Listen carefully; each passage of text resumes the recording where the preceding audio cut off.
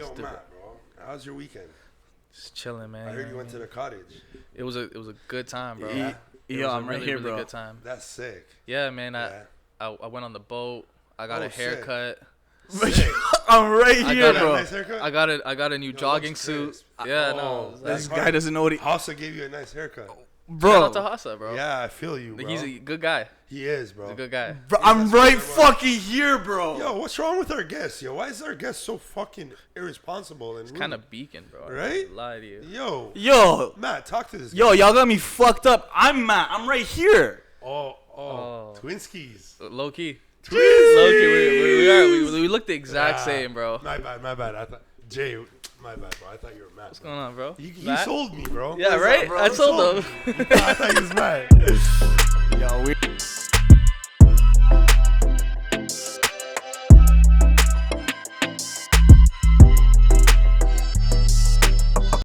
Welcome to Bigger Dreams. We got a special guest, but before we introduce our guests, I'm your boy Matt, aka Easy Money, You're the real Matt. aka Babyface Killer, Jeez. aka Mr. Ball Your Girl. Give her back in 3 to 5 business days. Where does she belong, sir? The streets. Put her beside the green bin and the blue bin. Oh my god. She's got a spot right In the there. bag? In the clear bag or the black bag? Just outside. No Just bag. outside. No bag. On the street. Yeah. That's crazy. That's Dahmer activity. Yeah. Saying a bag is crazy. Saying a bag is kind of. The bag got me fucked up, bro. Yeah, the bag's a I was little. like, shit. Yeah, it's a little wild. It's a little wild. Your boy TT. Yo, shout out to Future for that one.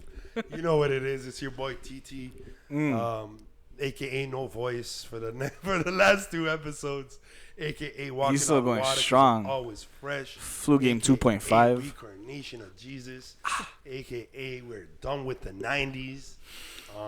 What else? We still appreciate the 90s. You know? We're 90s babies. We are 90s babies. We But, got we got a special guest, bro. Yes, sir. Guess that, My Twinski. Yo, Twinski for real, bro. My Twinski. Yeah, I'm so happy to meet you, actually, for real. I guess that, Appreciate it, reached bro. out, too. Love, bro. I know he was watching us. I know he was watching us. You were tapped in like that? Yeah, bro, because he reached out and he's like, yo, like, I see you guys doing your thing. I would love to come That's on hard. the spot. I would love to, drop some knowledge on your fans and just come and talk my talk. So I'm excited. You better talk your talk today. Yeah. I hope you know that. Yeah. Because I'm excited. I've been excited for this for a while because he reached out, and that's one of the first guys that kind of reached out to me personally and said, yo, this is what I want to do. That's hard.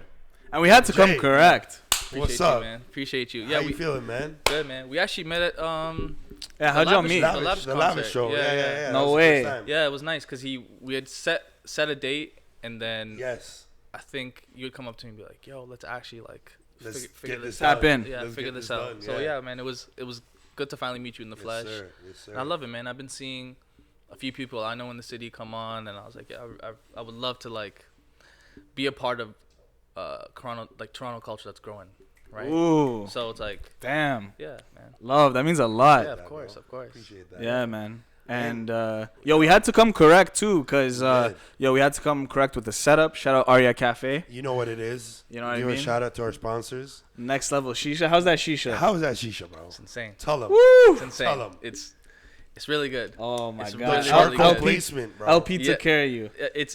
He did take care The of me. charcoal placement, bro. Charcoal placement is nuts. It's There- different. God. I'm not gonna name You don't even any have other to touch it. places, It's but this is different. perfect. It's This is different, perfect. bro. It's really good. Shout out to Next Level Shisha for real. Absolutely, absolutely. Come check Yes, us sir. out at 205 Mary Croft Avenue, I believe. 205 Mary Croft. Shout out to Yarah Cafe, to the whole squad, and Next Level Shisha. Yes, We're sir. here, man. Shout out to Shot by Ben because Shot by Ben in the back, he's always doing his magic. Yes, and, sir. Shout out to Alex, Shout out too. Ben. Shout out Alex. He's out here. He's doing his thing, Yes, sir. doing some B-rolls. We're here, bro. Let's get it started. Yeah, just before we get it started, a lot changed after the pandemic, right? And Ooh. for me, this podcast has been like a dope way to meet new people, connect with new people.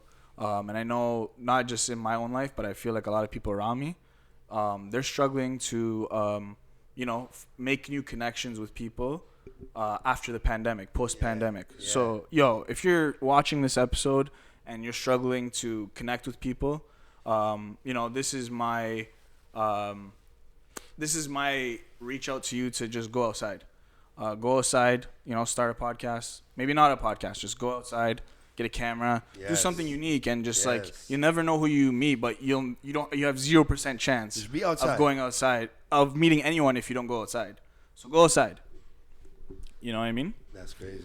But yeah, let's get started. Don't be beside the green and the blue bin. Oh, you don't want to go there. Sure. Yeah. You're for the streets. If you see any bags, stay away from bags. Yeah, don't. Stay away from fucking bags. Yeah, stay away from bags. That's crazy. All right, but we have a special guest. Very special guest, Jay. I want you to introduce yourself. I want to get to know you. Tell us about your upbringing, what you do, and give us some service level details. Yeah, absolutely. I grew up in Vaughan, Woodbridge, Cranberry area. Okay. Yeah. Honestly, in my opinion, best baddies in GTA. Like, easy. I'm just saying. There's good-looking people everywhere. Crazy. You know what I mean? But That's wild. you know what I mean? It was a good upbringing. I'm really, really thankful for my parents and everything that they've done for me. I come from a family so I got 2 older brothers, 16 years older than me, 11 years older than me. So I'm the real baby. Real baby. Yeah. So I got to experience, I guess my perspective is a lot different because I got to really take in what my brothers were doing and learn from that. So I'm a huge observer in that sense. And that carried on to me, like, into my social life, my career, everything that I've done. But yeah, man. And then I really, since I was like 10 years old, I would spend my summers at my cousin's house, Kay. Shout out to Kay. If it wasn't for Kay, I would not be even in music. And he made me listen to music that like a 10-year-old shouldn't be listening to. Like, he's like putting on Jimi Hendrix, Bob Dylan, all these incredible artists, revolutionary artists. And then he put me on to like Dilla, Slum Village. So my palette was really, I guess, varied since a young age, just because of him. Yeah, 10 years old is young to be 10 years old is quite stuff. young, right? I'm like going to school at 12 with like the only person there that has an actual Walkman that bought College Dropout, that's listening to these records, right? Listening to B by Common, and then like switch it to Continuum by John Mayer. Like, I was really in it because also my brothers were really into music too. So my brother has this like legendary CD collection, and he still has it in his office. It's like this black turning CD collection. Then like I would just look at all the CDs and be like, what cover speaks to me? I would take that out and then I would just listen to the records. It was like stuff that like I had no idea that these were revolutionary albums. Yeah. And so from there, I'd go back to my cousin's house and I'd be like, yo, look at this, let's listen to this. So we were like maybe 12, 13 when I first got Tractor. It was a DJ program. I would put instrumentals and acapellas together. And my timing was really bad, but I tried to figure it out. You gotta start somewhere. So you were a DJ at one point? I guess. I thought that was like, to me, that was like a producer, but I was a DJ for real. Yeah, I had no idea. That's funny. Because I didn't know. Like, I guess I was. I started off as a DJ. But then I started really getting into it. And then in high school, me and my friend Aaron would just make beats together. And he went to... I believe it was Metalworks. Prior to me. Saga, right? Yeah, Saga. Yeah. And so he taught me a little bit about engineering. I did a 1-2 internship at this spot called G Spot. Shout out to Kaz. He brought me in for like a little bit. And then from there I was like, okay, I think I'm like pretty good at this stuff, but I'm not amazing at it. And then I got closer with my family friend Manish. Manish 116. He's like legendary DJ from the city, DJ M-Rock. And he's legendary producer from the city. He did like Keep the Family Closer, Too Good. Wow. Keep the Family Closer is like my favorite. Views. I mean, wow. Incredible sample maker, and producer and musician and friend. But I do remember him sitting me down and being like, this is going to take a long time. It can potentially take a very, very long time. Are you ready to put yourself in a position where you may not make money from it? Yeah. And again, like I said, like I'm an observer from my parents to my brothers. And I thought, you know what, let me just have a background before I really do this. And I was already on a road to going to law school. Yeah. And so I was like, all right, you know what? Like from a young age, you knew you wanted to be a lawyer? Yeah, like so when I was 13, my my dad sat me down on my birthday and he said, you can be a lawyer, doctor, businessman. And I was like, yeah, just the normal, normal immigrant talk. And he was like, I was like, okay, I'm too stupid to be a doctor. Like I already knew. And then everyone did business. So my family, we come from like real estate development. My parents do that. Yeah. And my brother does that as well. So my middle brother does that. My eldest brother's a lawyer. So I was like, you know what? Like, I'm just going to pick a lawyer. So then after I picked it, he was like, he gave me a laptop. He's like, okay, write it down. So I actually have a letter to myself from when I'm 13 years old. Wow. Yeah. So that was like, you know, when I graduated law school, it was like, here, you know, here's your letter. And do you feel like when times were tough, you look back at that promise and just like, yo, I got to keep this. I don't give a fuck how tough it is right now. You know what, man? That letter, I think maybe subconsciously, but it was really just, I know where I want to go, and I know this is gonna help me. You know, that was more so the motivation, kind of that inner voice in my head being like, I just know that this is gonna be a huge opportunity for me, if I do have this background. And again, that I think it might have stemmed from Manisha's conversation, because it was like, yo, I need to be able to have the skills to help myself in this position. Right. And so going to law school, right before I went to law school, I started managing Yarah. Shout out to Yarah. Yarah is the reason where I'm at right now, for real. Wow. How'd you meet her? I met her through one of her friends. And she came to the house. She actually has a really funny story about how we met. I had met her, I think it was outside Early Mercy, like back in those days. Okay. Early Mercy. Yeah. Wow. And I guess I was rolling with a couple people that she was familiar with in the Toronto scene, in the music scene. And she's like, one day you're going to I swear to God, it's crazy. She's like, one day you're going to manage me. I'm like, yeah, whatever. And then like 2 years later, yeah, sure. She came over with a friend, and I was like, oh yeah, I remember that you sing. It was just coincidental. What made her say that though? I actually don't know. I think it was because I was around certain people, and she knew that I was thinking about managing, because I told her friend that. And I think that was her opportunity to say, hey, like, you know, you're probably gonna manage me. I was like, okay, we'll see. And then 2 years later, I heard her sing, and I'm like, yeah, like that's it, it's a wrap. Like, I want to manage you. And then I was still producing though, like really and truly, still trying to get into law school. And then she texted me, and she's like, oh, this guy Hugh is like, he's producing and writing for me now. I was like, who the fuck is Hugh? He was like my brother now, but I was like, who is this guy? And then I find out that like he's like super ground zero for her. Like he did Could Have Been, so the Bryson Tiller Her record. He's done a bunch of them. So I was like, okay, fine, I guess he can write for you. I guess he could like produce for you. And that's literally my brother. Yeah, the track record. Yeah, his catalog is amazing. And so I think it was just understanding, okay, what's my position, and how do I bring as much value as I can.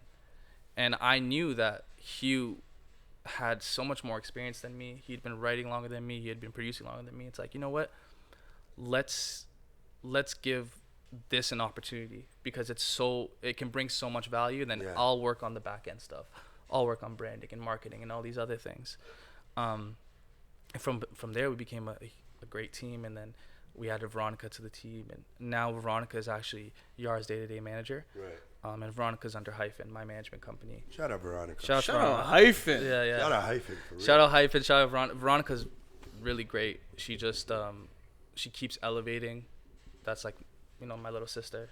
So yeah, I guess within those few years, you know, we were, in my eyes, we were doing really well. Like I remember I was working out at my homie's crib, and Savannah Ray had followed Yarah, and I was like, we made it. I was like, we made it, because Savannah Ray to me, like, it still is, and it back in the day was like, yo, like, this is like a Toronto legend in my eyes, you know, for Toronto music, and even now she's doing really, really great worldwide. But at the time, it was such a moment, and we celebrated all those moments. Like when we were on 98.7, it was like, yo, we're on the radio, like, this is amazing. You know what I mean? It just felt really, really good. It felt really good. It's a small accomplishment that you got to celebrate. Absolutely. Yeah. And to us, it was like, you can't tell me that's a small accomplishment at that time. You know what I mean? It was like, yo, like, this is it. That's a Toronto kid's dream. Right. Yeah. You know? And then. Not to say that they're small, that they don't. Absolutely not. They're just those steps. Moments. Good moments. Right? Absolutely. Yeah.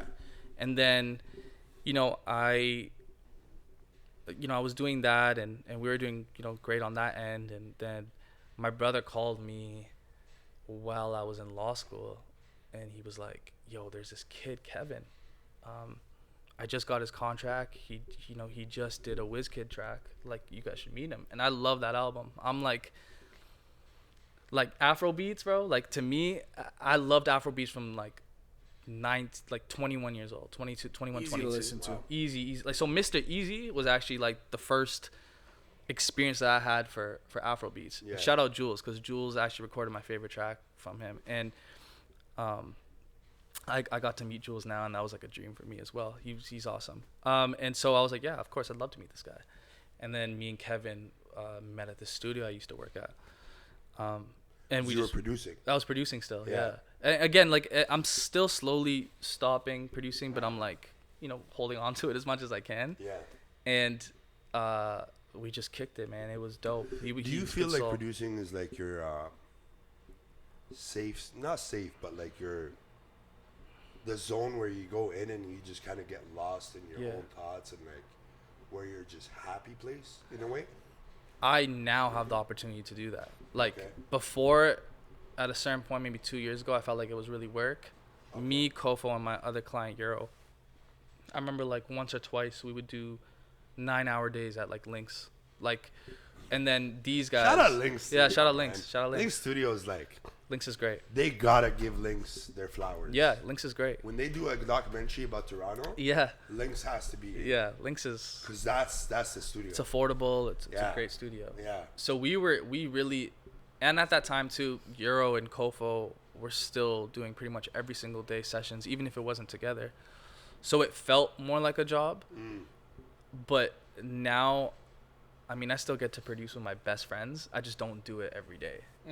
And it's still really, really great. What program do you use? Me, I use, people are gonna be like, what the fuck? I use Machine, like Native Instruments Machine 2. So it's like the actual like hardware, and then you can put it into it's not even like a DSP. Like, people wouldn't even call it a DSP. Very unorthodox.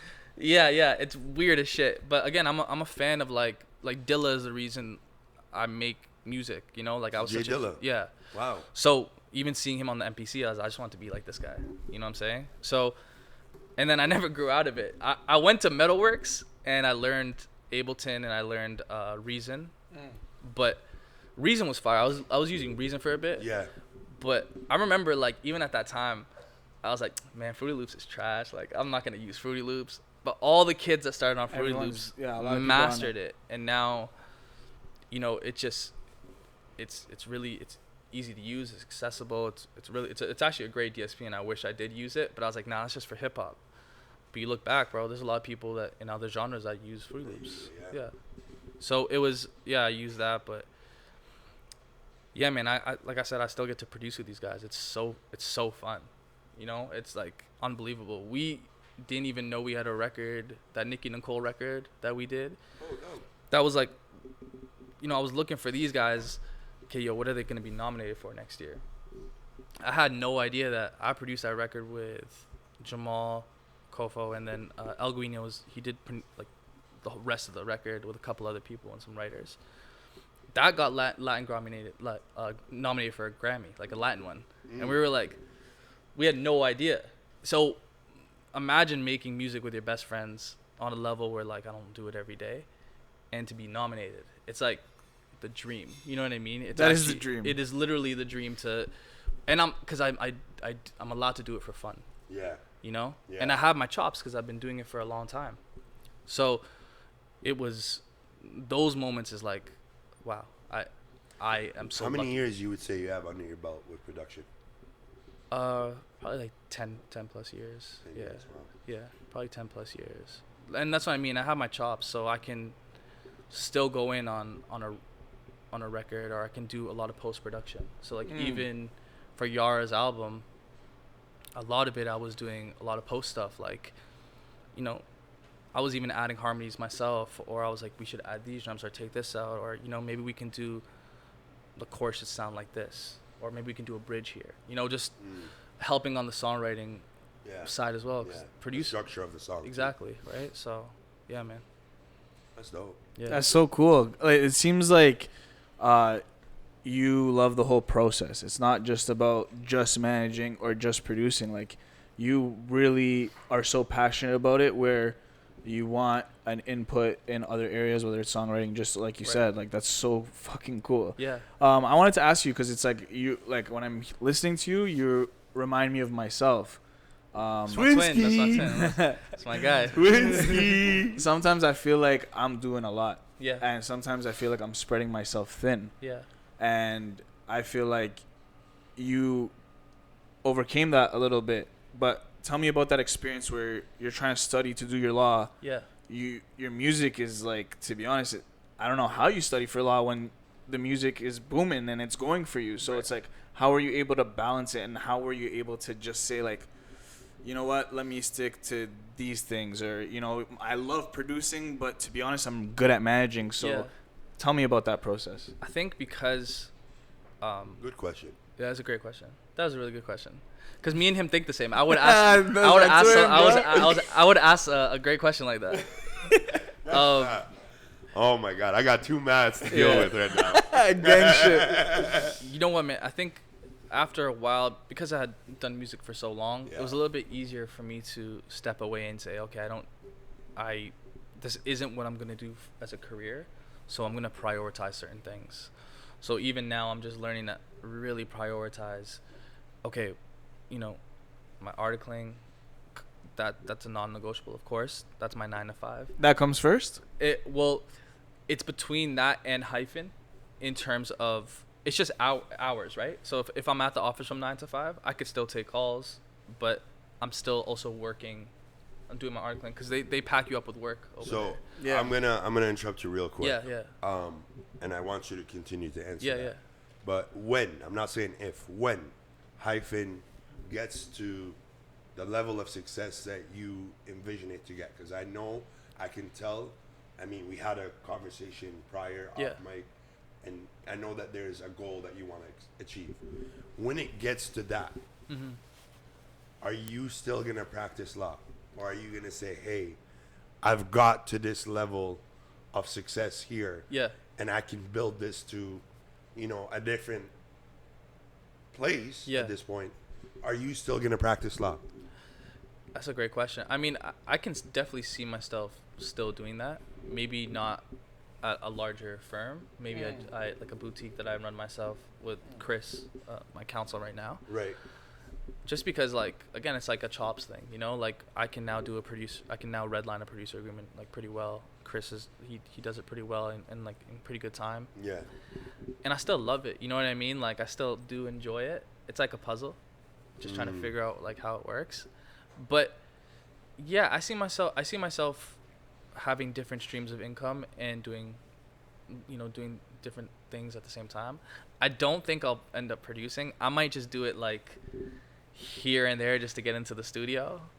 I have this great analogy I always use. Like, I'm like a D1 player that never made it to the league, but I get to hang out with all the NBA players. Like, I could still ball. That's a good honestly. You know, I could still ball with you guys, but like, you guys are really the professionals. Yeah. And it's really in the professionals' hands. Right. But you want to practice, you want to shoot around. Like, I'm here. You know, I'm down to run a game as well, but you're down around pickup. Yeah, I'm down around pickup, right? But like, this is really for them. So you're like what's his name? The shooting coach. Lethal Shooter. Lethal Shooter. Even shout out to him. You know, I like to use Bill Russell because he's a coach. He can still get in the game, and but that's super different. But you know, at the same time, I don't have. Twinsky, don't be hating. Yeah. It's cool. It's the same. No, like, it's fast. Still basketball. But I still don't. I don't have. He's such a hater. I don't have the chops that like Russell. You know what I mean? He's got rings on rings. Like I'm not out there putting those numbers up. So that's why I don't like to compare, because I have a lot of respect. It's coming ahead, Russell. bro. I have a lot of respect, bro. But like, but you know what I mean? Those are your league days, bro. Yeah. Your league days are coming. Yeah. Like, the Grammy was your draft. Yeah. And, you know, it's like, it's even that one though, man. Like, I didn't feel, you know, like, not that I didn't deserve it, but like, you know, you look at someone like Kofo, who's and Euro and Yarah, they're building these careers. You know what I mean? Like They're he's developing artists, Yeah. and like they're gonna getting on crazy records, you know, or right, and they're gonna all get trophies for their participation. You know, so it's like for me, it's like I'm still, like I said, I'll be on the sidelines. Yeah. You know what I mean? But You enjoy it? I love it, man. I love it. Yeah. It's like, it's the best. Even though it's a career that comes with stress. I mean, what career doesn't come with stress? Of course. You know Facts. what I mean? Every career comes with it. My brother told me that the best advice he ever gave. My eldest brother gave me the best advice. Is like, there's no perfect job. Every job, every perfect career, life. There's no perfect life. So it's like every career comes with something. Can you deal with it? And do you have more bad days than good days, or do you have more good days than bad days? And from that, I mean, then you figure out what you want to do. Just before we get on break, I'm extremely intrigued by Kofo. Yeah. Like seeing him, like, you know, from a distance. I mean, you and Tourani know each other a little bit. It's my first time meeting you. And, you know, just seeing that success and, you know, talk about, like, that relationship and, like, your thoughts on Kofo. Because I just feel like, you know, that's, like, shout out to Yarah, but I feel like Kofo is, like, someone who's, like, you know, even, like, you know, you guys are banded together because you're both coming from production. Well, even you know, just to make this clear too, everybody that we work with is really and truly family. You know what I mean? Like Yarah is like my blood. Like I said, I wouldn't be here without Yarah. So like, and Euro as well. Like Euro's really like rookie of the year. Like people have no idea. Like that's about your Wemby. He's incredible, bro. he's insane. But yeah, me and Kofo, like that's my brother. That's literally my brother in arms. We actually had a conversation on Saturday. It was like, it's really just us against the world. Like, in a way, we're figuring this out by ourselves. You know, I don't have a mentor. He doesn't have a mentor. So we have a lot of trust in each other. And so how we move is like, we're very honest with each other. We're really straight with each other. We can sometimes get into arguments because we're both a little bit stubborn. But at the end of the day, we like understand each other. Yeah, I mean, also, if you're not being honest and challenging certain things, because he does challenge me on things, I do challenge him on things, it's like, that's not a really great partnership. Like, you want to be able to, you can't be afraid of conflict. For sure. You know? So, but yeah, I mean, I'm a fan of Kofo, man. Everything that he does, I'm a fan of. Like, how'd y'all meet? My brother was actually doing one of his first contracts, and he was like, yo, you should meet my brother. And I was like, all right. He's like, all right, cool. So we met at a studio, and then we just vibed. And I wanted to be his manager so bad. Like, it was really funny. Like, I was like, yo, like, let me be your manager. And he's like, nah, I'm good. Like, he was like, no, I'm good. And it was just like, okay, I respect it. Like, you're still my friend at the end of the day. Yeah. You're still, like, we still work together. You feel like that made you more, like, hungry, like, to prove, like, yo, I'm him. I'm going to be your manager? Well, at a certain point, I would just put myself in positions where I just did managerial work. Right. Even if he was just talking out loud, like we had a trip up to LA together, and there was a question about SoCan, and then he left the room to go on the phone, and I was like, okay, I gotta figure this out. Like, you know, what's his IPI number? I can't remember exactly what the problem was, and I texted to him, and he was like, oh, thank you. So I'm already like trying to act like his manager. Yeah. You know what I mean, in a sense, and I think he just really respected that, and I actually fully remember the day like he asked me, because I had asked him twice, and he was like, dude, like, when I need one, I need one. And that doesn't mean it's going to be you, but when I do need one, I need one. I was all right, cool. And we were on our way to a John Vinyl session, and he was like, yo, let's just paper it, yo. Like, let's just do this. And I remember right away, it was like, got to the vinyl session, I said what up. I said what up to John, I said what up to everybody, and then I got on my laptop. I'm like, all right, bet. Let's look at the contact list. Let's send out these samples to these people. Let's do this. Let's do that. And then from there, it's like we just built an infrastructure together. So every Monday, I sent updates to Kofo and Euro. We are constantly talking about how we're gonna build and what the next steps are. So for Kofo right now, it's like we're making a pivot. It's like he's a brand, right? He's developing his own brand. And we don't just see him as like a songwriter or a producer. We see him really like being able to provide value to upcoming producers, upcoming songwriters, allowing himself to be bigger than just some people just see him as a guitar player. That's not true. Yeah. You know what I mean? Yeah. And so, and he has a lot of value to bring. So that's what we do. We every single week, every single couple of weeks, we talk about it. We have quarterly meetings. I love that. You know what I mean? And Kofo's been, something that's really special about him is he grew up in the church.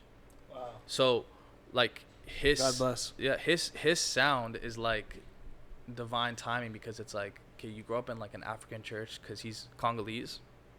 It's like rhythmic, soulful gospel, but also these really catchy melodies. And it's like, I remember hearing him and being like, oh, I can't do this. And when you see someone that has that gift, you have to help grow it. You have a responsibility to help grow it, because we all play our parts. When I'm in a room with Kofo, I'm not a producer, I'm a manager. And I'm helping to grow what he's creating. I'm helping to grow what Yarah's creating. You're playing that role. I'm playing that role. Yeah. Same thing with Yarah, right? Yarah also grew in the church, and he's the best bassist in Canada, period. Best bassist I know. And my homie Kemi is incredible too. So it's like, now he's transitioned where he's like, okay, I can play keys. I can play guitar. I'm going to show everybody I'm a producer. I'm not just a musician. Yeah. And you help grow that talent. You help grow that skill. Like that's what I'm here for. You know what I'm saying? So I'm just a vessel. Wow. Yeah. I love that. We'll be right back.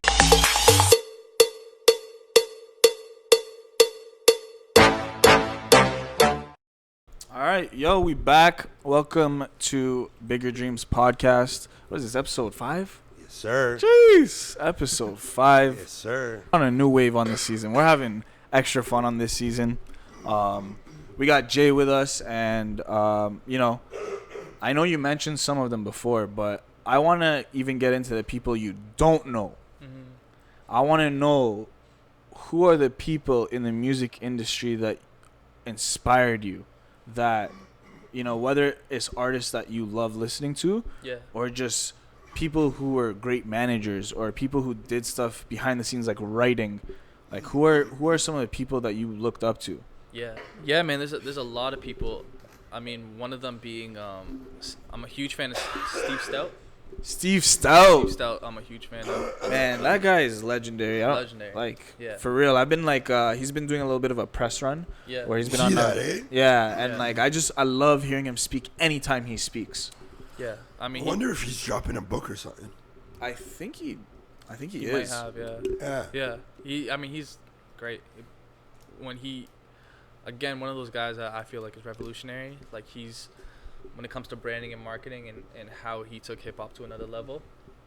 I mean, he's like incredible. My like hero is oh my gosh. Is he your hero? If you can? Yeah. I'm so sorry. I just No, I you're good. just blanked out. But Who do you work with? Is he older? Hyphen. Oh, Jimmy Hyphen. Yeah. I don't know why I blanked It's out. okay. Like, Defiant Ones is literally. Well, this guy, he reminds me so much of Andrew. Shout out Really? my boy Drew. Yeah. You're a mix of us, bro. That's your other twin. Yeah. that you haven't met. Shout out Andrew too. Yeah. I mean, he's like the greatest. Defiant Ones I watch every 3 months. That's just like something that I do. It's so good. Yeah. Obviously Dre is definitely one of those people. Quincy Jones, please. I was waiting for you to say that. I would really love to meet him. He just happy belated. He just had his birthday. 90. Turned 91. God bless. Yeah. Yeah. But yeah, man, like really those people. Common on the artist side. I love to meet Common. Yeah. I love Common too. Yeah, You know what's my favorite one? It was actually because I attach myself personally, or I connect more with things that have dropped around the time where I was listening to music. Yeah. So for me, it's The Dreamer and Believer by Common. Yeah, it's a good album. Right, and that came out. No ID. I'm sure No ID. No ID was on that. Yeah, I got to meet No ID. Oh wow. Which was great, but it was like for 2 seconds, Still and it was something. I mean, to him, he would never remember, but he had took me to my first Grammys ever. He took me as like. What year? It was 21. 2021. Yeah, 2021 or 2020. Yeah, it was 2021. No ID took you. No, Hugh took me. Oh, and Hugh. he said what up to No ID, and I was like looking at him like, And he was just like, "What's up, man?" What's up? And it was like, for me, it was like, oh, okay, you know what I mean? But it was amazing to see these people in real life because, they have no idea how much they've impacted what I do. Right. But I'd really like to like meet him. You know who I had a 2-second moment with? Who? Elliot Wilson. Oh, fire! And that's one of the goats of hip hop journalism. Yeah, Really? yeah. So I went to OVO, and I think he was just going to the washroom, and I was waiting for someone in the washroom, and he just walked by, and I just had that. I didn't say hi or anything. I just looked at him. I was like, "Damn, that's Elliot Wilson." That's Yeah. a goat. Yeah, man. Yeah, he's. He reposted me recently, because I always I love his podcast, Rap Radar. Yeah. So I always he always retweets anything I like. Like I always share quotes from it and stuff like that. Yeah. And he's like reposted me on his IG and stuff. It's like a post. Like it's cool. He's super fire, man. Yeah, I love. He's be hating on the youngins. He be hating on the youngins. I don't like what he did with Kai. Yeah. And I thought personally, the way he switched up on Drake after the interview, he had a little disagreement with Drake. Don't get me started on that one. Yeah, I think he fucked up big time on that. That's his ego. Right. But at the end of the day, those things aside, he means a lot to hip hop, regardless of his fuck ups or whatever disagreements I might see. But overall, he's one of those guys. For sure. I mean, and he's had and I'll speak on very current ones, not even previously, but even the Nipsey Hussle one was one of my favorite ones. That was a great interview. They do a lot of homework, Rap Oh Radar. yeah, really good homework. So it's really great. They ask great watch, questions, right? Because sometimes you'll see an artist on a podcast or doing an interview, and you're like, if I know this stuff about the artist and I'm a real fan about it, why are you asking such general questions? Right. But they had some really great questions and they got personal stories. So yeah, they're really, really dope. Yeah. Shout out B-Dot too. They be doing their thing. Fire. Yeah. Nah, his list pissed me off. I knew you were gonna You know how I feel about That's it. crazy. Yeah. His list. I think he trolls Every year, bro. Oh Every year. I think he be trolling. He's infamous for that. He basically drops a list every year, Okay. and sometimes we review it on the show. And I'm just joking. I don't really hate him, but his list pissed me off. Okay, does it not sound like Lisp when he's saying it? It's because of my voice. his voice. Is on. It's Sorry. Flu Game 2.5, bro. You gotta. Yeah. We're done with the 90s, bro. No, we're not, bro. Yes, we are. Okay, yo, this is. He did not have a flu game, bro. Okay. The guy was drunk. Okay. He was drunk. Okay. Drunk is kind of wild. Nah, bro. He was drunk. He didn't have no flu game. Stop this, bro. Drunk is wild. He was drunk. He was hungover, and then he played. Oh, he was sick and he dropped this. Shut up, bro. Any motherfucker that goes to the Y does the same shit after a Saturday night on a Sunday morning. I feel like you're What are you talking about? I feel Anything like you're Jordan confusing does- Jordan with Dennis Rodman. No, bro. Jordan used to get drunk. I don't think so. No, man. You don't think so? I'm a fan though. I know, bro. You're a Twinskies. Of I'm course saying, you're a like, fan. I'm a fan. Like, Yeah, yeah, but like, you I'm guys a gotta fan. step Like, outside and see it. That was the He was universe. drunk. That was the universe telling you you're wrong. He was drunk. yeah. I'm telling you. I'm convinced he was drunk. Flu game. From what? Bro, you're having a flu game right now. Respect No, him, bro. Yeah, facts. That's crazy. Let's keep it about Jay. Yeah. But yo, you know what? Finish it. Who are some of the artists that really influenced you? My way of thinking, obviously Drake. I know that Toronto has It's a good shout crazy out. culture of they don't want to give flowers. Hate on Drake? Yeah. I don't like that culture, bro. Yeah, I mean That is not That accepted on this is podcast. So, Yeah. it's cringing. You know what's crazy too is if you go to New York, and you talk about Jay-Z, and you talk about Biggie, it's a lot of respect. And I'm not saying that, I'm not gonna have an argument or a debate about in terms of what levels they are. No. But in relation to what Drake they've done, is Jay-Z. but what they've done for their city in terms of 100%. relating names to the city, right? Like when you think of New York, you think of Jay-Z, you think of Biggie, you think of all the East Coast. Right? I could name a list, but then it's also when you think about Toronto, you think about certain people that are really at the top that brought the name up. Yeah. Drake is that person. Yeah. And I think that what he says, what he raps about, I'm a fan, bro. I'm a huge fan. So that's one person I would love to meet and not in a fan perspective, I would love to meet him in a just as a respect for like a businessman in the music industry. Absolutely. Or like even just not on some like I want to be in the room with the guy to like, you know, just to like fan over. It's just like a mutual respect. And one thing that like I did take away from just like seeing interviews and like actually listening to his raps is like just be you in terms of like the uniqueness that you bring to the table, and it will be respected at the end of the day. Like, do not try to sound like somebody else. Do not try to copy somebody else. Like, literally just be yourself. He's very confident in himself. Right. And like that's how you should move. You know what I mean? Even if you think like copying someone will get you in a certain place like quicker, just kind of do you. So yeah, like that's contributed to like who I am, you know what I mean? Kendrick, of course. Like there's like a bunch of people that like who have just shaped the way I think through music. Not Cole? Cole, of course. Yeah, Cole's crazy. Yeah, Friday Night Lights is like woo! That's my favorite project ever. Yeah, top 3 mixtapes for me. Yeah. For me personally, Yeah, I love that one. For sure. Yeah, Cole for sure. I would love to meet Cole. He seems like a really just like a laid back guy as well. Down to earth. Through his interviews, you know what I mean? Yeah. I feel like he got robbed from his first album moment. You think so? He was supposed to have like Friday Night Lights. What you mean? Like Friday Night Lights was supposed to be his first album. Yeah, it was. It was actually supposed to, but the label said no. Right, and I just feel like he got robbed of that because Sideline Story is good, but it didn't have the Friday night. But it didn't have the Friday night. Like I think it could have been more special. Sure, you're saying that as a fan. Yeah. Now, from a business perspective, for the label and his management group, they needed the radio hits. It made more sense, bro. Yeah. It just they needed to sell. Yeah. He didn't have it. He had records that were relatable. And records that hit you on Friday Night Lights. But when it came to Sideline, he had records to play. Records that DJ can spin. And that's what that time was. You need records. I'm going to be honest with you, bro. I was just thinking about putting your voice on auto-tune that whole time he was talking. I'm not gonna lie. Real producer. Yo, like the way he was talking, and I was like, you just need to be on a rap record right now. But no, I understand what you're saying. Even for me, maybe I didn't understand listening to Workout.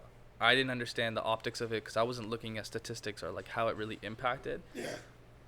But to me, that wasn't like the biggest record on the album, but like you said, it did help push commercially. It was commercially, right? But even commercially, like I do remember Power Trip being like, wow, huge. You know, like Power Trip was like huge. On the radio. Yeah. And maybe Workout was on the radio. I just don't think I it was. It was very successful. Yeah. It was his biggest record for sure. Yeah. I just didn't take it in as much. You know what I mean? Yeah. But I wasn't listening to radio.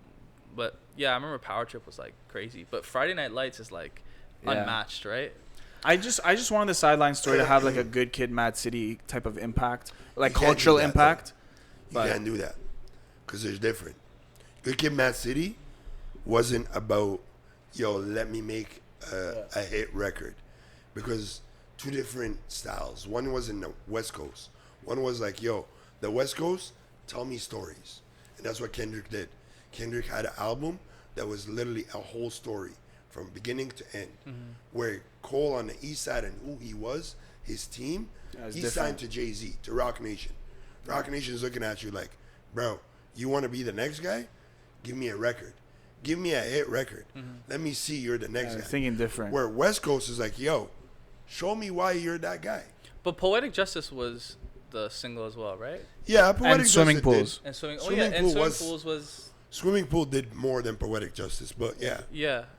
Yeah, I think it's hard to compare, and it's hard to feel, okay, what was the purpose of each one? I think that, like, maybe Kendrick had a little bit more liberty because of Top Dog, right? Like, kind of to what you're saying? Yeah. But, yeah, I do agree. I think because the storytelling is still in both, but, like, I mean, yeah, Good Kid is just... It's just insane. Top 5 rap albums of all time. I remember getting on the phone with my homie Penny, and I was like, "Yo, P, how's he gonna outdo this one?" And then when TPAB came out, so that's my favorite album. To Pimp a Butterfly. Yeah, that's my favorite album. Yeah. That's crazy. I was like, oh, okay, I get it, because it was just so much. He took it to the full extent, and he really committed to the jazz portion of it, the poetic portion of it, like everything to, like, from the beginning to the end. And then I heard recently that some English classes are actually examining the album, which makes a lot of sense. I mean, like, he's incredible. Like, the wordplay is insane, the storytelling is insane. Historically, it talks about politics, it talks about love. Like, it's amazing.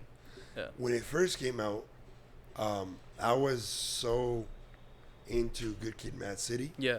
Like, I was just like, I used to argue with anybody, like, yo, that's top 5, if not top 3 best albums, hip-hop albums of all time.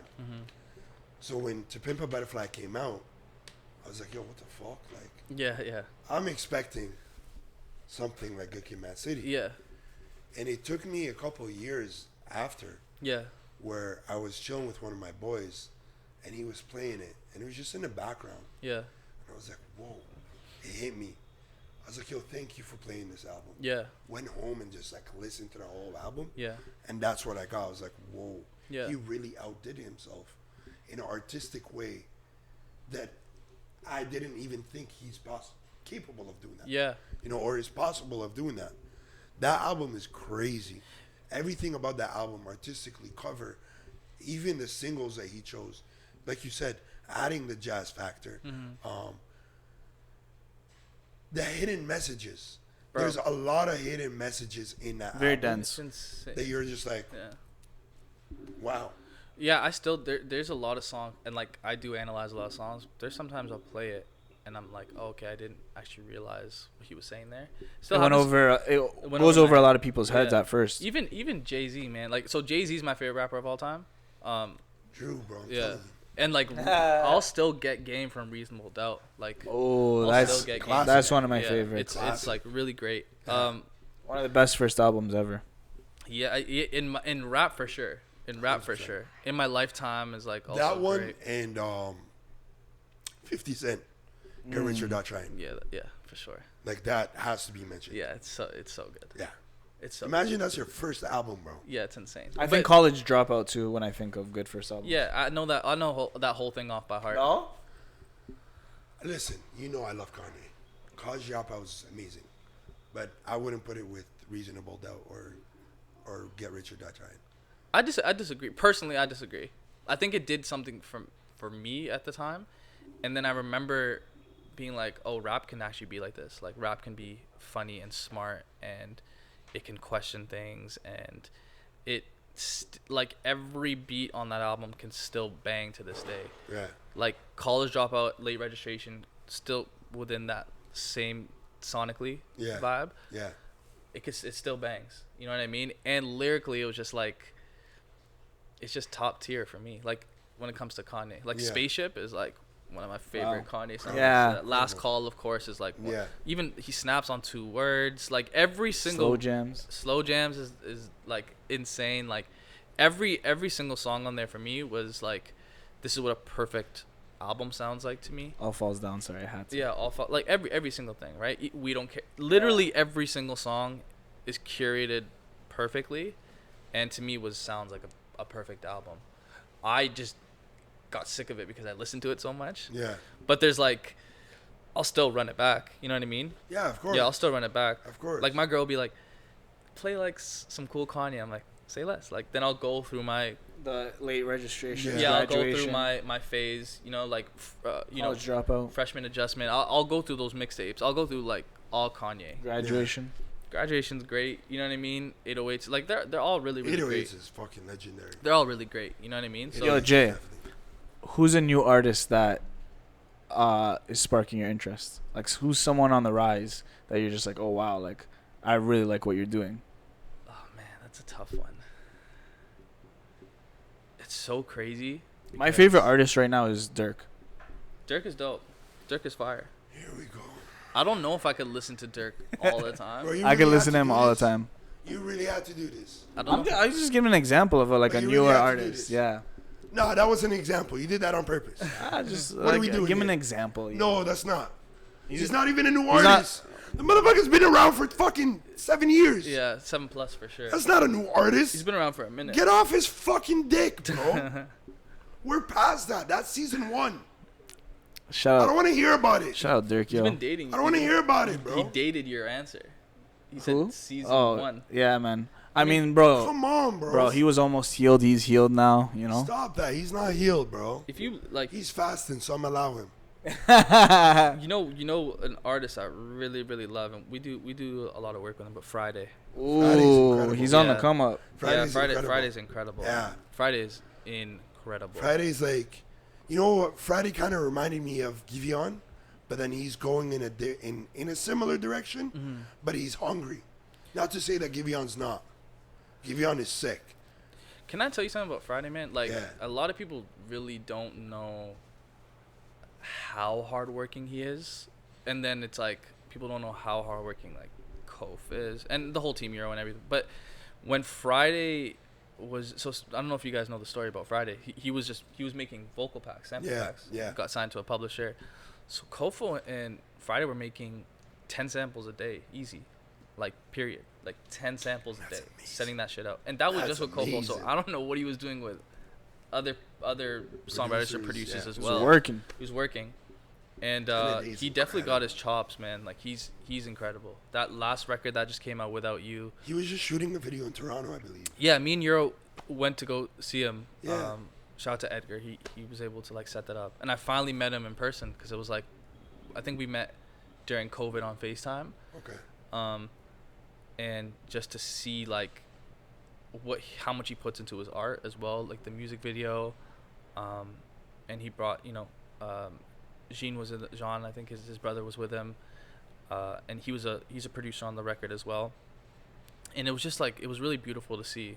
It was really it's an incredible record. It's about his father that passed. Yeah. Rest in peace. Yeah, and he did a really great song, like tribute to him, and people have been like really connecting with that song, and that's what Fridayy does. He has the ability to like make you connect with his music. If you ever see his concerts, like any footage as well, it's really dope. Like everybody in the crowd is vibing with his songs. And shout out to all the producers, like Kareem is on that as well. Kareem did a really great job executing the last album. So that I'm super excited for Fridayy.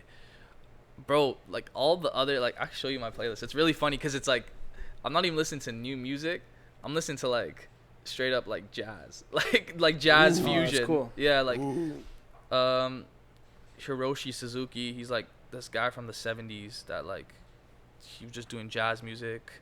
So I want to ask you, because when you were talking about Fridayy, you really connected with him, right?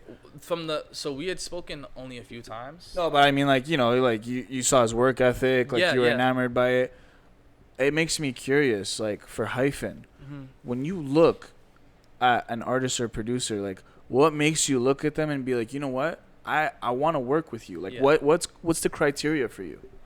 We have a pretty high bar over here. Like, a lot of people really think that like it's if you come through over here, like you're gonna get placements, you're gonna get that. Like Kofu and Yarah work incredibly hard, and they are the best A&Rs I know personally.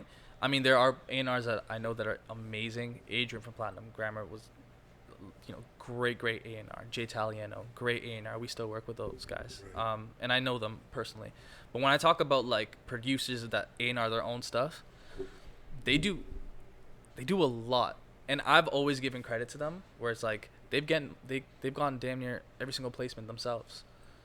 I'm really working on the back end. I'm making sure that I'm running the operations of things, and I do put them in certain rooms, of course, and I do introduce them to certain people, but they work damn hard. Like, so if you're coming over to this place, you have to also bring value. Like, Bro, your throat, bro. Don't worry about it. Facts. Your throat is. I'm not gonna comment on your throat. Yeah, I'm not gonna comment on your throat. But even Yarah, yeah, I'm not gonna do it. But Yarah, like, Kofo has R&B, Afrobeats, kind of a chokehold. Yarah brought like the Indian market as well. He brought that to us. There. Yeah, he worked on the Garnajla project. That one he's like huge in Indian music in general. The intro of that album is called Yarah's intro. Like that's dedicated to him, and shout out to Icky and Matt and Cole and everybody at Coalition, because they, you know, I guess helped with that as well, and Garn. But they work really, really hard. So for me, what I'm looking at when I see a potential client is like, how hard do they really work? Are they gonna go past the hours that they're required? That's required. Are they good at networking? Do they know their niche? Are they looking at their future for what they want to do next? You know, I have a homie who I'm working with right now as a potential client. I put him in a bunch of sessions in LA, and I literally just got off the phone with a publisher I put him on the phone with, and he was like, yeah, this guy's it. Like, he's a superstar, you know, and so like now my ear is at the highest level because I'm hearing stuff from like Manish. Manish is like one of the best producer sample makers I've ever heard. So now it's like we all, like me, Euro, and Kofo, all have really high standards for like what you bring to the table. You know what I mean? Because I'm not just signing a bunch of people to make my roster bloated. Right. I'm spending hours with these guys trying to figure out what is the next steps. So if you don't have that vision for yourself, I can't help you. You know, I'm going to help you get to your vision, but don't just come here and think that you're going to get a bunch of this and a bunch of that. Like handouts, like you got to earn your stripes. There are no handouts on this side. There's no handouts. There are no handouts on this side. No. And to you know, to like our points, like we work really, really hard. So, you know, I've had conversations with your own Kofo where they're like, I need this from you. Okay, I'm going to execute what you need from me. Or this needs to be focused on more. Sounds good. You know what I mean? Like, we have high expectations of ourselves where we need to check ourselves. And also, if you don't have thick skin, you can't be on this team because we're constantly getting at each other to be like, you need to do more. You're holding each other accountable, too. Very much so. Yeah. And so, you know, the next person that I do sign is going to be in that same realm of like, does he or she have these skills to do certain things? Do they have tough skin? Is it do you have like a specific genre, or like, is it a rap artist, another R&B, male, female? I want to be inspired, man. Like I'm inspired by Euro and Kofo and Yarah. Like I want to be inspired. So it's like, I love that. If I hear something and I'm like, yo, this guy is insane, like we need him on the roster, then that's someone that I want to sign. But it doesn't have to be a genre, because one thing I've learned about production is when you end up loving it so much, you end up tapping into different parts of yourself at different times. Right. Like naturally, Kofo can do like R&B chords, Afrobeat chords. Same with, you know, Euro, like churchy kind of chords. But like now we're like pivoting into pop. Now we're pivoting into all these other things that like inspire us, funk, you know, all these like cool records. So genre is not really a limitation. Got you. Yeah. All right, we'll be right back.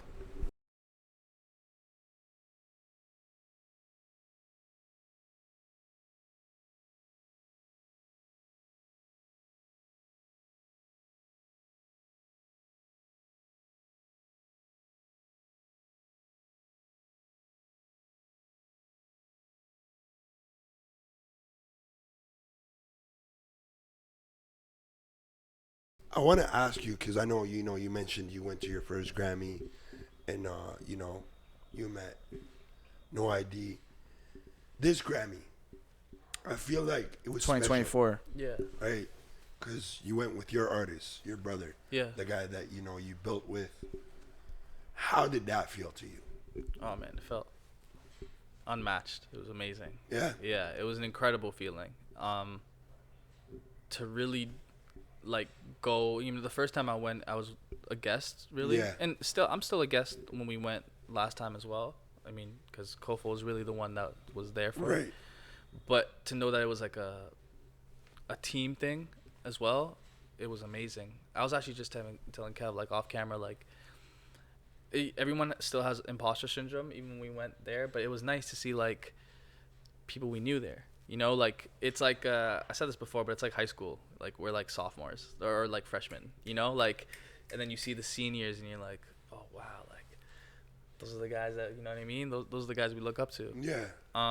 But to be there, it almost felt like a seat at the table. It felt amazing, man. And you know, unfortunately, we lost on those 2 categories. They were tough categories. It was like a fire was lit under our ass, and it was funny too because we got like the nosebleeds, like very very nosebleeds, and my girl looked at me and she's like, "Let's sneak down," and I was like, "Oh my gosh." She's like, let's just like try and sneak down, and Kof was like, "Yeah, I'm with it," and I'm like, "Guys, let's just like enjoy the show. Like, I'm not trying to like." They're like, "No, let's go." So I was like, "Okay." So like we snuck down, and then like we went to like on hundreds, and we were like looking around, like making sure that like no one was there, and we're just watching it.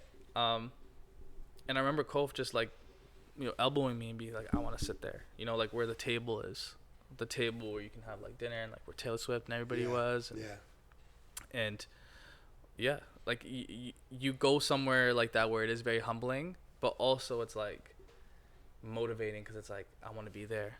I want to be on stage. I want to do 51% of an album so I get a trophy. I want to EP something. I want to develop something. I want to be a part of something. You know, like. You had a good view of Jay-Z's infamous speech? Yeah, it was amazing. I mean, and Jay-Z's. What did you think about that? I thought it was great, you know, and it was. Well, you love Jay-Z. I love Jay-Z. So you're not going to critique him? Well, I mean, I will in the sense of he was really just having a conversation with himself in front of everybody. And, like, you could tell when you're there. Yeah. But the one thing that I loved was there were so many performances. And, like, when Jay-Z spoke, like, it was silent.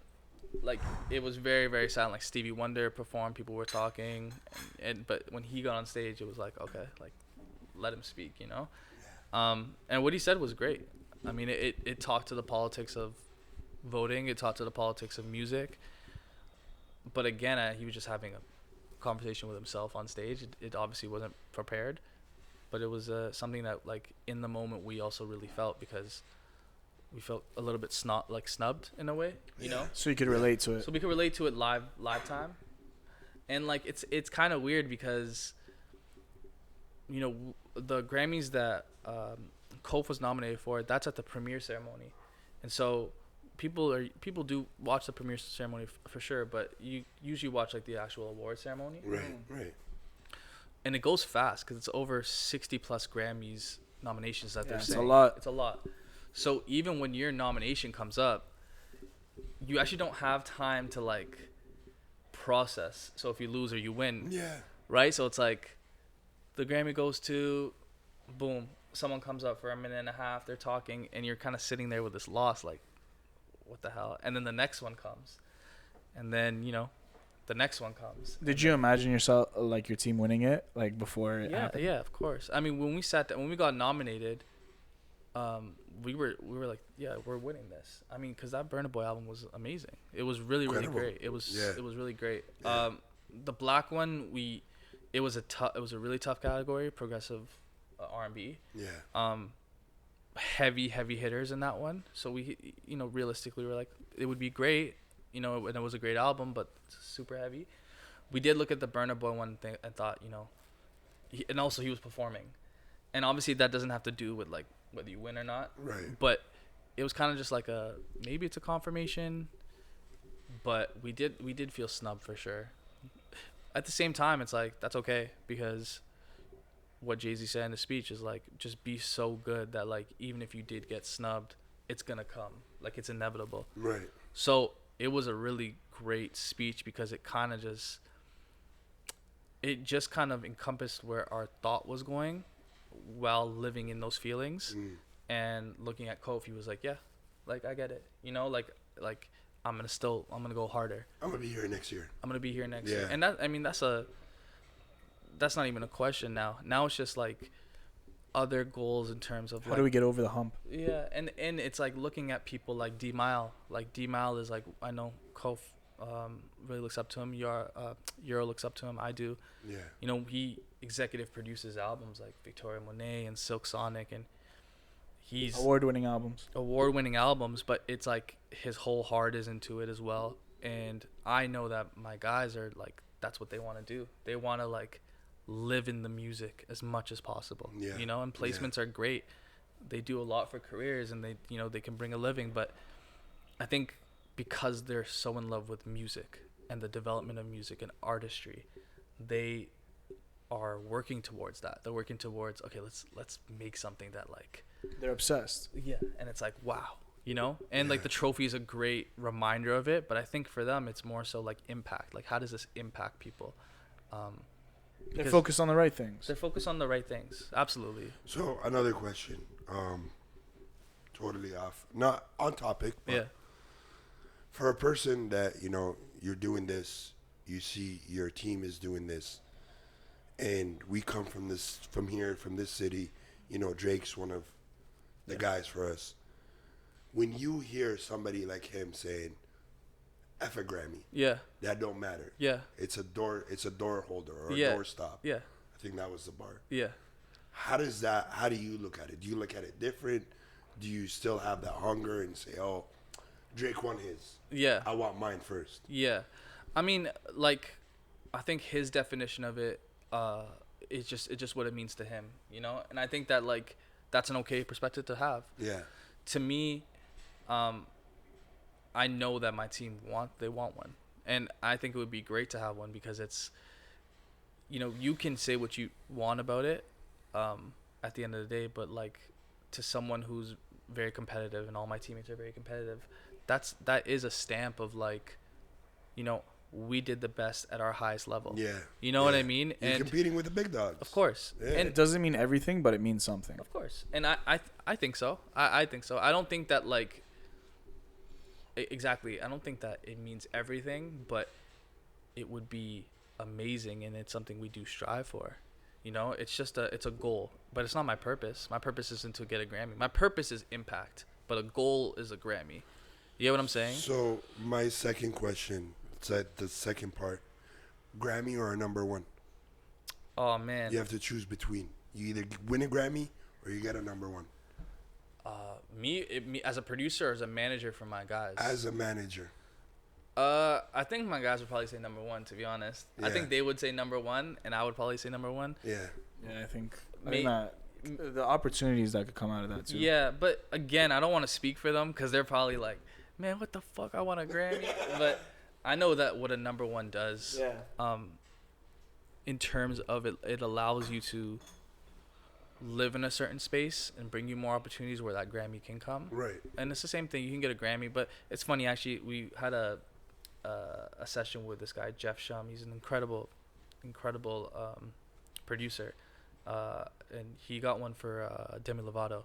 Ooh. And he was like, I remember him being like in LA, and he's just like, yo, people have this Grammy certificate, and like, I don't even know what the fuck they did on that album. You know what I mean? Like, anybody can really get a certificate. But number one is like a bit more. It's distinct group. Yeah, it's tough. It really is tougher to get a number one. Like, Kofo's got a number one with the BTS record, the Jimin, on Billboard, and it was like a moment of like, wow, like I can't believe it's actually happened. And it was just like, yeah, like you're respected in a different way, and I think the Grammy does that too. But yeah, I don't know. It's a tough question. I'd have to dissect why I'd want a number one. Maybe the money as well was probably a bit more beneficial as well, you know, when it comes to it. But it's a good question. So earlier you spoke about going to the Grammys and you're with your girl, and you know, I wanted to know, like, you know, me and Tourani are both single fellows, young bachelors in the city.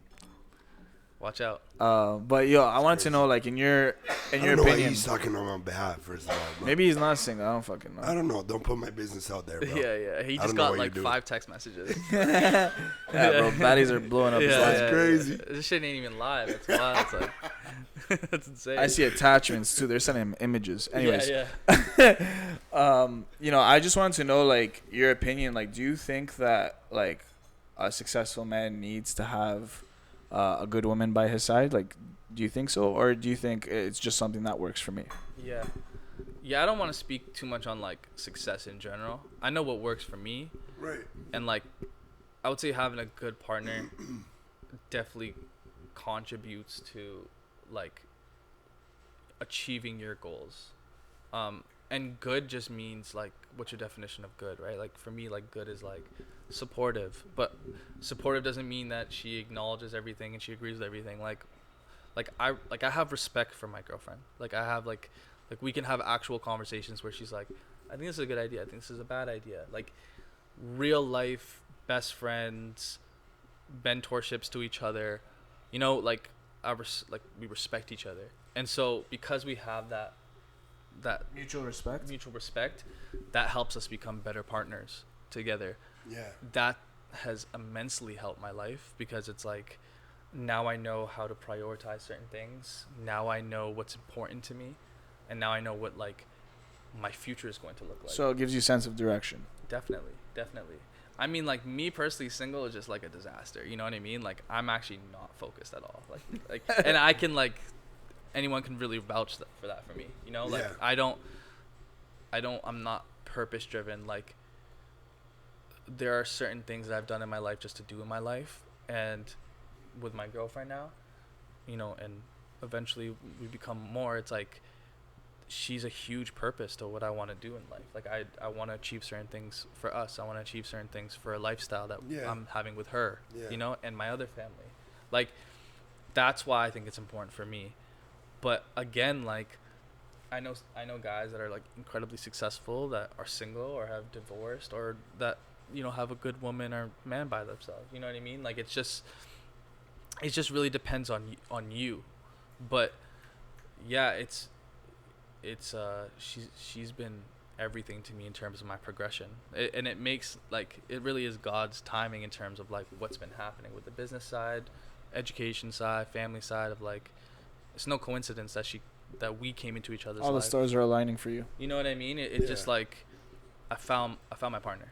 That's beautiful. Yeah. That's beautiful. That's Thanks, sick, man. man. That's sick. Like, you know, be single, and I think that like I always kind of have the perspective like you'll know when you know, and I've talked to like even some of my friends that are girls, like, you know, like what is it me? I'm like it's the guy. The guy will like, he will come to a point where they feel like I'm ready to really like commit, or like I think I'm in a headspace. Yeah. There's a lot of my friends that are just like great people that are women. It's like, is it me? It's like, it's not you. You know what I mean? You have a lot of respect for yourself, and you have your boundaries, and you do these certain things. But I think it's like the man has to like also take that step. You know what I mean? Right. Towards like, I want to be in a relationship. Yeah. I want to commit. I want to, exactly. That's the way. Yeah. I want to commit. I want to be ready to actually be committed to you. Yeah. And take the action of saying, hey, I'm dedicating my life to actually a partner. Right. To build something with a partner. Yeah. Because at the end of the day, you know, this is not to say women can't achieve success. I think women are so smart, especially in our business. Mm-hmm.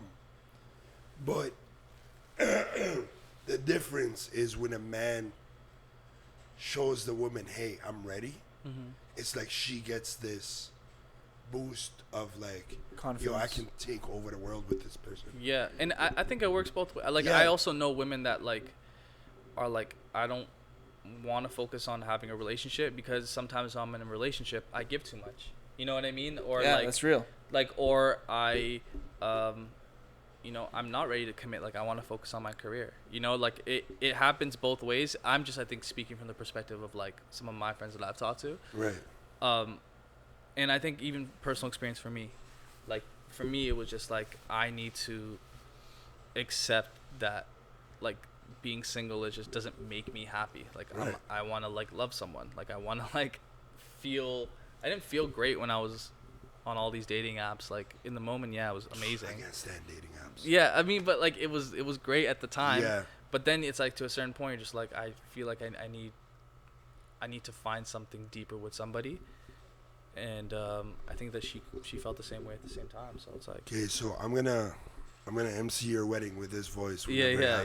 And then Matt will pull but up. only with auto tune. With auto tune. Yeah. Get the mic auto tune. Yeah, we could do that. Yeah, we'll do that. That's 100%. dope. That's dope.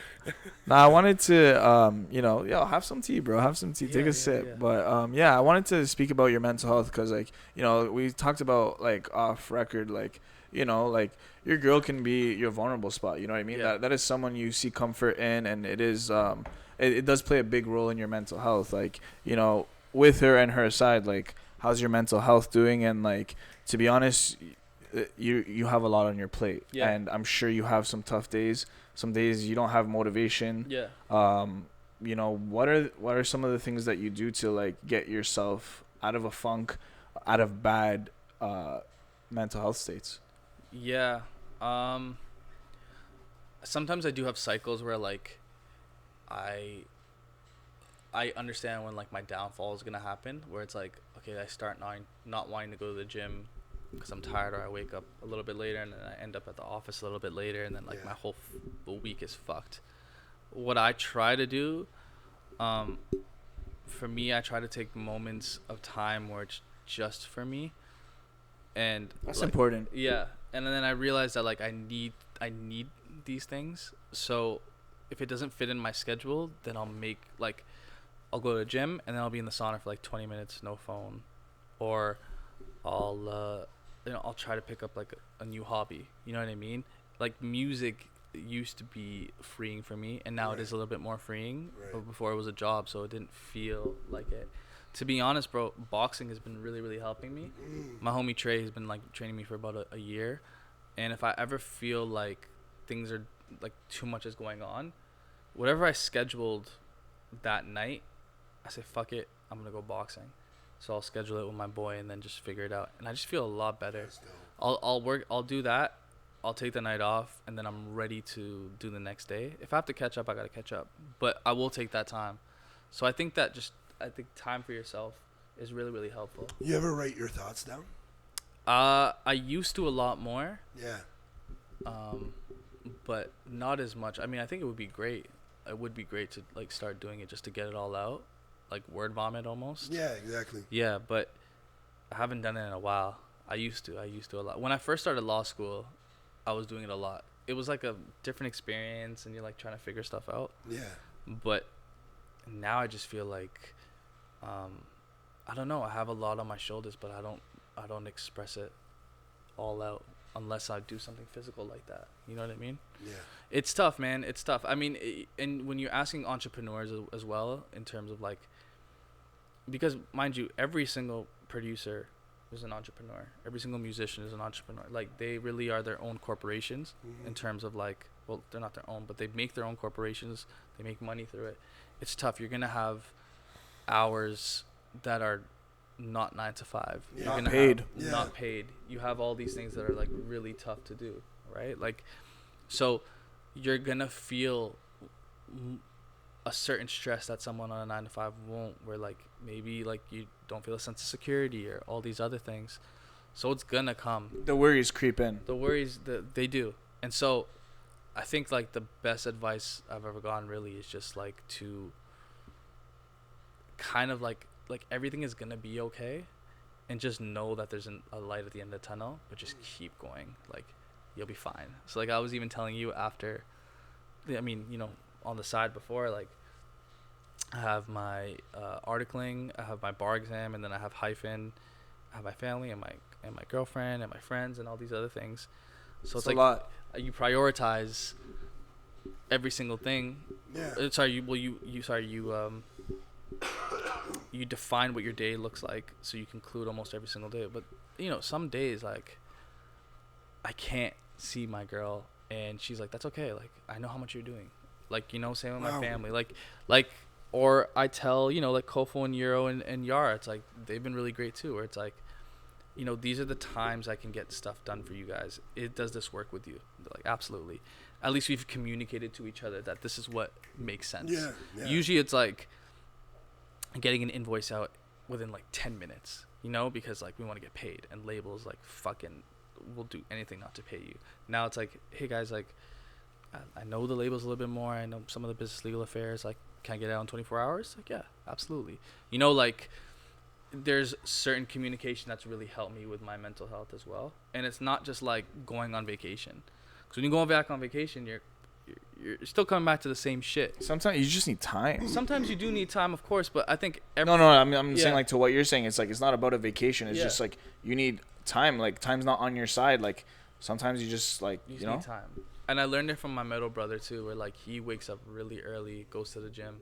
That for him is like that's his meditation. That's how he starts his day on the right note. A lot of CEOs, if you like, of larger companies, usually will wake up at like 5. It's like, who's emailing you at 5 a.m. 4:30, right? Like, no one is like, there's this block between these hours where like you're probably not gonna get an email, you're probably not gonna get a text. Like those moments, I think, help out. Yeah.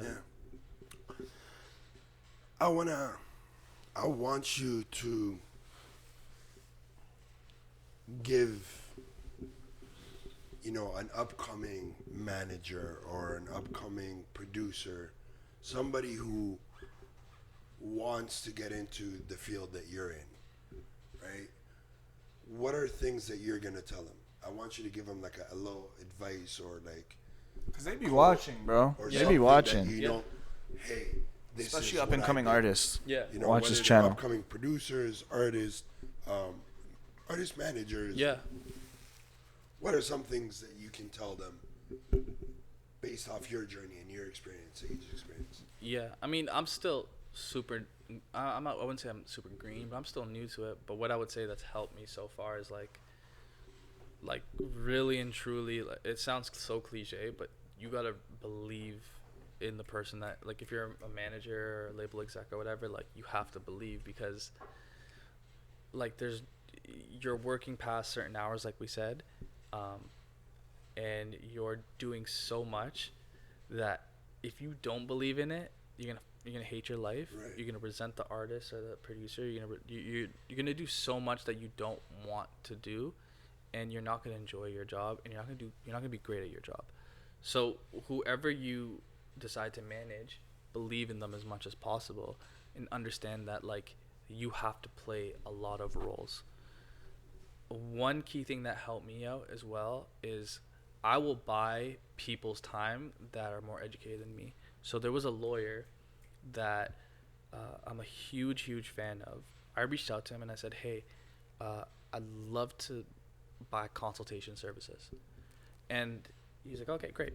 And they love, like, people love when you respect their time. Right. So don't DM someone or email someone and be like, hey, like, I'd love for you to mentor me. Like, where's the value exchange, right? I got on the phone, a Zoom with this lawyer, and we just ended up kicking it. And he's like, hey, man, take my number down. When you're in LA, let's grab a drink, right? So, like, yeah, I might have paid X amount of money to get on the consultation, right? But now I just made a contact, right? So it's being able to respect people's time. That's one huge thing I would say, as well as like a manager or more as an exec. And if you're a producer, like, I would say it's really and truly relationship based. Like, I will tell you, like, Yarah and Kofo, they're very close with the producers that they work with, and grow horizontally.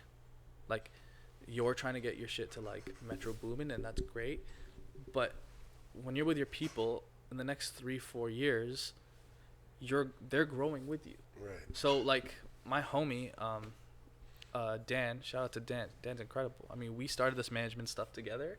He's a CFO of Neon 16 Publishing now, right? Wow. Oh, wow. Huge, right? And it's like we grew together. Dan. Wow. Dan's incredible. One of the smartest people I know in this business and in general, period. Me and Angie Rendisi started in Metalworks together, right? Wow. And now she engineered all of Lil Baby's project, and now she's doing incredible things. Like, it's all about growing horizontally. So believe in your people around you as well. Even like, Kofo and Yarah. Like, Kofo had the WizKid record, but I really saw like, this is a guy that I'm passionate about. Right. Yarah is someone I'm passionate about. Yarah, like, so much passion about what she was doing. And also, like, do not be afraid to like reach out to attorneys and stuff like that as well. Like, people always talk about getting fucked over by contracts, but you didn't get it looked over, right? So I always have this conversation with my guys, like, it's not about what you're owed, it's about what you can negotiate. So bars on your head top. So don't ever feel like, don't take anything really That's personally deep. You have to be able to understand that, like, people are going to take advantage of you if they can. They're gonna try to fuck you over. But even in a fair deal, right? You're literally compromising. which means that there are some things you won't get. There's some things that you will get. So even in a fair deal, you recognize that there's a balancing act. So go to people that can help you, right? So it's like, oh, I don't want this guy to take a commission. It's like, well, look, you're a business. So if you're looking at yourself as a business, you want to scale your business. The only way you can scale your business is either by delegating or adding more people to the team that believe in you. So that's kind of what I do preach as well, where it's like, you want to take yourself seriously as a business, operate seriously as a business. And that doesn't mean that you need all these expenses. It just means, where are you right now? If you're in your first year and you're not getting that many placements, but you're still consistent, keep working.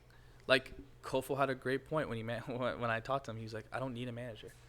So people always ask him, when do I need a manager? He's like, you need a manager when you need a manager. Yeah, you'll know when you need a manager. Oh, it's too much for you. Right. And so it's like, you have to just grow your business appropriately, right?